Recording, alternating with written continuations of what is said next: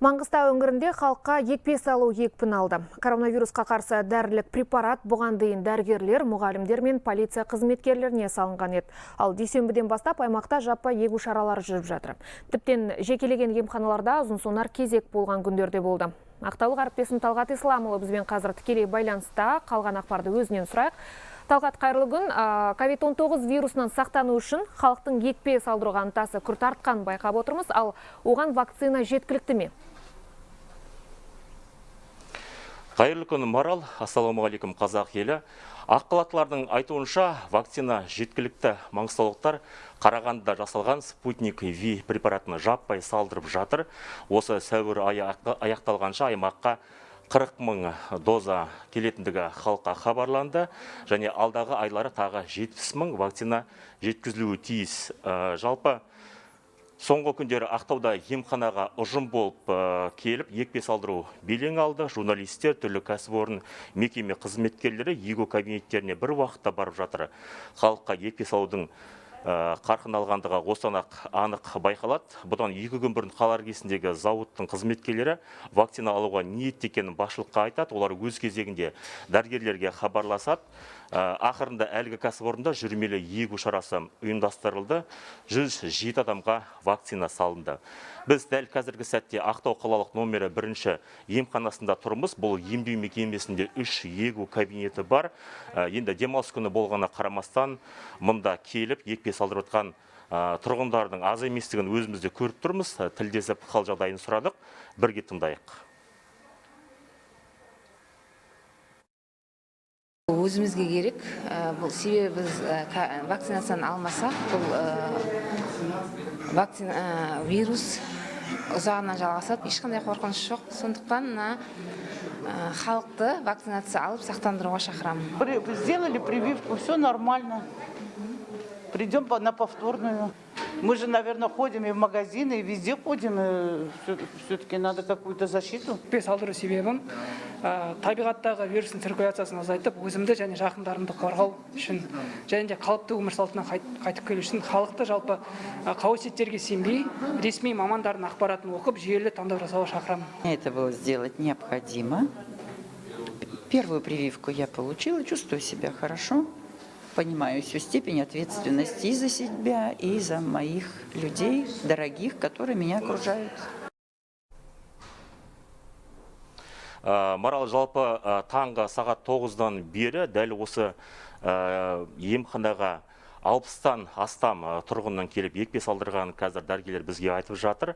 Жалпы аймақ бойынша 18 егу кабинеті бар, ал олардың қайда орналасқанын облыстық денсаулық сақтау басқармасы өкілінен сұрап білейік. Нұрбол, саламатсыз ба?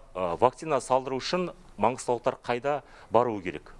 Рахмет. Енді айта кету керек. Маңғыстау өңіріне бөлінген вакцина саны бұған дейін 18600 болатын. Вакцина салдырғандар саны 7000-нан асып түсті, яғни 7000-нан астам тұрғын салды. Оның 3000-ға жуығы ақ халатты абзал жандар, яғни медицина қызметкерлері. Бүгін таңда 10950 вакцина тағы да келді. Яғни жалпы алғанда 30000-нан астам вакцина бөлінген. Қажеттілік туындаған жағдайда алдағы уақытта біз тағы да сұраныс беретін боламыз. Ал енді олардың қай мекен-жайда орналасқан туралы айтатын болсақ, әлеуметтік желідегі ресми парақшаларда, сонымен қатар бұқаралық ақпарат құралдарында осындай насихаттау жұмыстары жүргізіліп, қай мекен-жайда орналасқандығы туралы ақпарат берілуде. Ол жұмыстар қалаларда және аудандарда жүргізілуде. Енді айта кету керек, нөмірі 1 емхана ең белсенді осында келіп жатқандар халықтың саны көп екендігі қуантады. Жалпы вакцина қорықпай алуға кеңес береміз, шақырамыз. Енді жалпы қазір Маңғыстау өңірі сары аймаққа кіргенін білеміз. Алдағы уақытта қызыл аймаққа кіріп кетуіміз әбден мүмкін. Неге десеңіз, тек қана батыс өңірінің 4 облысты айтатын болсақ, мысалы батыс қазақстан облысы Орал, Ақтөбе, Атырау бұған дейін қызыл аймаққа кіріп кетті. Әрине біз қызыл аймаққа кіргіміз келмейді, дегенмен де егер де осы санитарлық талаптар сақталмаса, карантин ережелері бұзыла берсе, адамдар енді жауапкершілігіне қарамаса, онда біз қызыл аймаққа кіріп кетуіміз әбден мүмкін. Сол себепті мүмкіндікті пайдалана отырып, барша маңғыстаулықтарды бас санитардың қаулысында көрсетілген талаптарды сақтауға шақырамыз. Бұған дейін ақпан айында болжам жасалған, яғни наурыз айында бізде жағдай ушығып кетуі мүмкін, яғни ауырғандар саны көбейді. Мысалға, күні кеше бір тәулікте бізде 31 адам коронавирус жұқтырды. Бізде 45 адамға дейін коронавирус жұқтырғандар болды. Сол себепті осының алдын алу үшін біз бір-бірімізді құрметтеп, сыйлап, мына ақ халатты абзал жандардың еңбектерін бағалап, тұрғындармен арада кері байланыс болу керек. Және де осы мүмкіндікті пайдалана отырып, айта кетейік, барлық осы ұйымдастыру жұмыстарына штаб құрылған болатын. Облыс әкімдігі жанынан сонымен қатар алдағы уақытта бұған дейін айттық, 18 егу кабинеті бар. Енді біз 20 жаңағыдай жылжымалы пункт ашатын боламыз. Ол бірнеше жаңағыдай ірі ғимараттарда, яғни халық көп шоғырланған жерлерде жұмысын бастайтын болады. Жұмыстар жанданады және барлық шаралар мына дәрігер эпидемиологтардың қатысуымен жүргізілуде.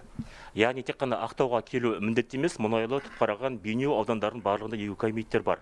Иә, дәл солай. Ол жұмыстарды біз мысалға Түпқараған ауданын алатын болсақ, Түпқараған ауданы Форт-Шевченко қаласында бір пункт ашқан болатынбыз, және де Ақшұқыр ауылында да пошта. Яғни Ақшұқыр ауылына жақын орналасқан Сайын Шапағатов ауылы бар. Сол сияқты мүмкіндігінше жаңағыдай локацияға байланысты біз барлық осы ұйымдастыру шараларын қолға алғанбыз. Көрерменге қажетті ақпармен бөліскеніңізге рахмет. Мен қоса кетейін, жалпы карантин шектеу шараларына қарамастан, кешелі бері Маңғыстау өңірі сары аймаққа кірді. Жалпы осы сәуір айы басталғалы бері 219 адамның вирус жұқтырғаны ресми айтылады. Бір тәулікте 40-тан астам жағдай тіркелгенде белгілі. Осыған орай халықты қоғамдық орында арақашықты сақтап, бетперде тағып, мүмкіндігінше той садақаға барудан бас тартуға кеңес береміз. Денсаулық әрине өзіңізге байланысты аурудың осылайша екпе салып алдын алған жөн. Марал. Ақпаратыңызға рахмет. Маңғыстау өңіріндегі COVID-19-ға қарсы екпе егу науқаны жайында баяндаған әріптесім Талғат Исламұлы. Хабарымызды жалғастырамыз.